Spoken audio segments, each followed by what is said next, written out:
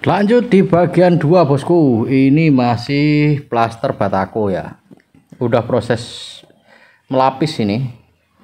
Jadi kita lapis sekali lagi. Setelah di video sebelumnya itu di lapis pertama, ini lapis yang kedua. Jadi kenapa harus dibikin 2 lapis ya, karena supaya dapat ketebalannya yaitu di 2, antara 2 cm sampai 2,5 gitu ya. Jadi biar tebal, karena kalau tipis kali juga nggak bagus, tebal kali kalau plesteran juga nggak bagus, nanti dia retak-retak.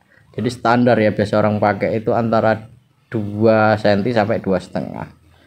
Jadi proses pelapisannya kayak gini ya. Nanti supaya hasilnya rata itu kita harus pakai roll ya.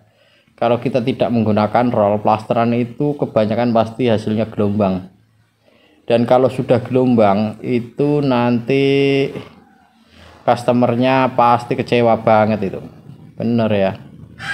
Jadi kadang gini ya, mau cari kualitas yang bagus tapi harga kalau bisa yang merakyat. Nah itu yang pekerja jadinya bingung ngaturnya ya, karena sedangkan lapisnya kita harus 2 lapis ya supaya hasilnya bagus.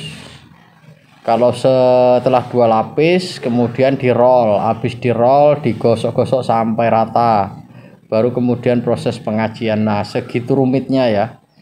Pengennya kalau bisa harganya yang murah meriah aja tapi hasilnya bagus. Nah ini bukan AI ya, ini pekerjanya manusia. Nah sekarang proses ngerol ya, dan rollnya diusahakan yang lurus ya. Kalau perlu diketam dulu supaya rollnya atau penggarisnya ini benar-benar lurus ya. Jadi kalau mau dapatkan hasil plasteran itu yang benar-benar datar, rata dan tidak bergelombang, nah kita harus gunakan roll kayak gini. Kalau tidak menggunakan roll pasti kebanyakan pasti bergelombang lah hasilnya gitu, nggak puas lah. Oke, jadi kita roll ya supaya hasilnya benar-benar mantap. Nah ini kan ketika di roll baru nampak kabelnya. Jadi aslinya kabel ini memang kurang masuk, dia kurang terbenam nih, tidak dikasih parit makanya jadi timbul. Nah sedangkan ketebalannya di konsen ini seantara itu ya, berarti kabel ini memang nongol dia. Itulah harus dibobok ini nanti sedikit ya, supaya kabel tuh nggak kelihatan, agar hasil bisa rapi lah gitu. Jadi memang sebagai pekerja ya, atau sebagai tukang itu jadi serba salah ya. Kalau kita tuh kerja kadang pengen hasil yang bagus, kita kan kerja harus pelan-pelan ya. Kalau bagus cepat kan kita repot, pasti susah kita ya.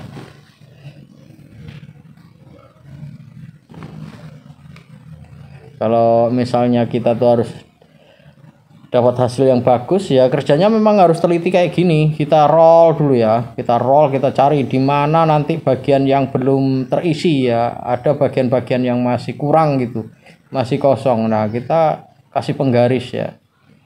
Padahal yang nama plasteran itu kalau bisa ya ini bagian finishing ya, nggak ada lagi pekerjaan lain ya setelah di plaster nih, cuman dicat ya. Kalau cat pun ngikutin plasteran, kalau plasterannya gelombang cat juga nggak mungkin bisa ngeratain kan.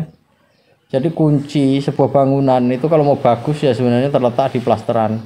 Jadi kalau plasterannya ceroboh, plasterannya itu asal-asalan, maka hasilnya pasti akan mengecewakan.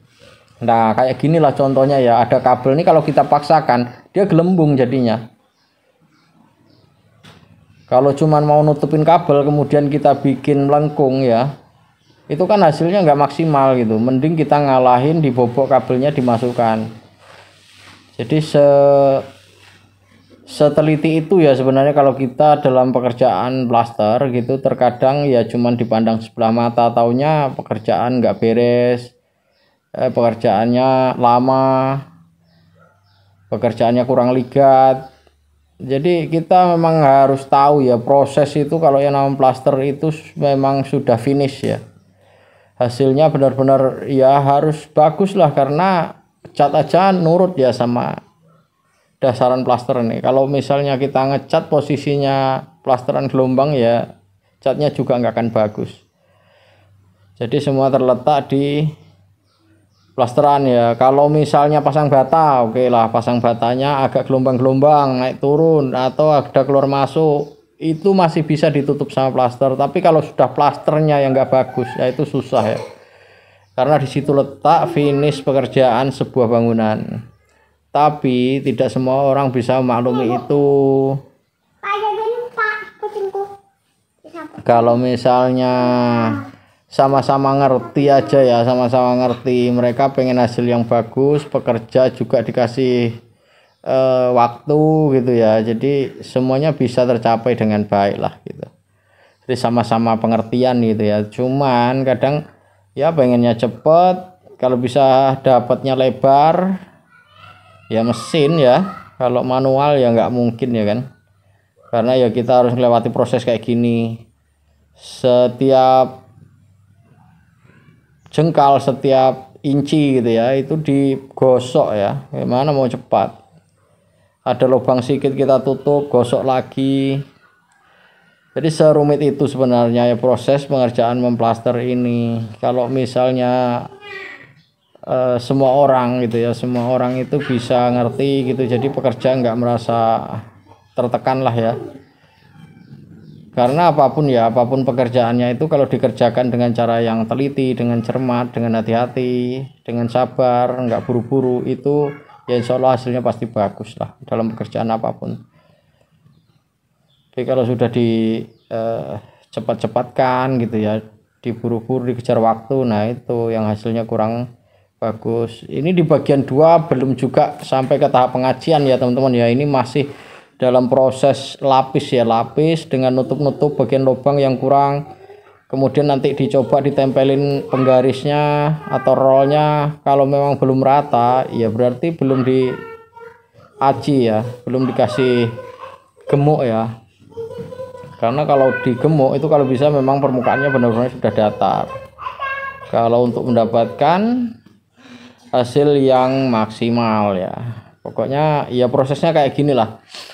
Jadi sekali lagi buat teman-teman yang baru jumpa channel ini, jangan lupa untuk di subscribe, dan saya akan bagikan terus ya bagaimana proses memplaster baik itu di batako maupun di bata merah.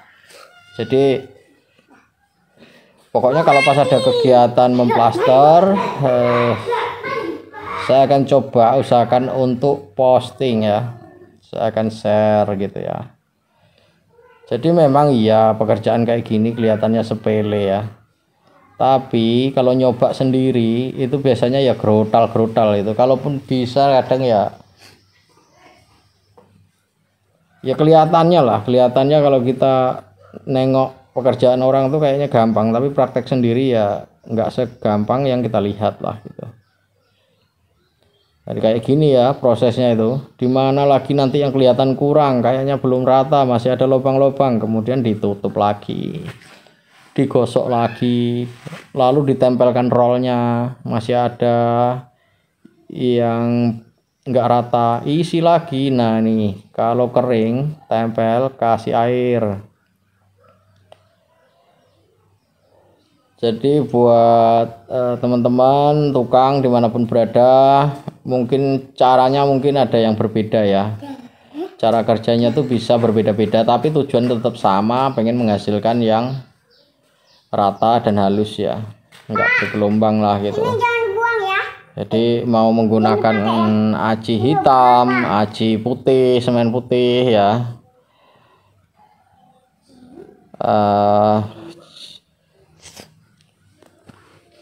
kalau untuk harga semen hitam, semen putih sebenarnya ya memang selisih ya, karena pelamir ya, namanya udah di pelamir itu. Jadi kalau kekuatannya itu kekuatan putih apa hitam, sebenarnya lebih kuat yang hitam ya, karena kalau putih itu seperti kayak dempul aja dia. Cuman dia jarang retak rambut ya kalau pakai semen putih. Kalau semen hitam kebanyakan kalau diaci basah kayak gini nanti dia bisa jadi retak rambut, tapi ketika dicat ya nggak kelihatan juga. Nah kayak gini teman-teman, dilapis lagi ya, udah berapa kali lapis nih, dimana letak yang kurang datar isi lagi, gosok lagi, begitu seterusnya.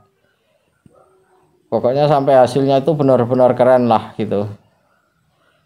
Jadi kurang lebih caranya kayak gitu. Kalau teman-teman masih mau ngikutin videonya, ada di bagian yang ketiga ya untuk proses pengajian. Nah, ini untuk lapisan yang keduanya. Sampai di sini dulu.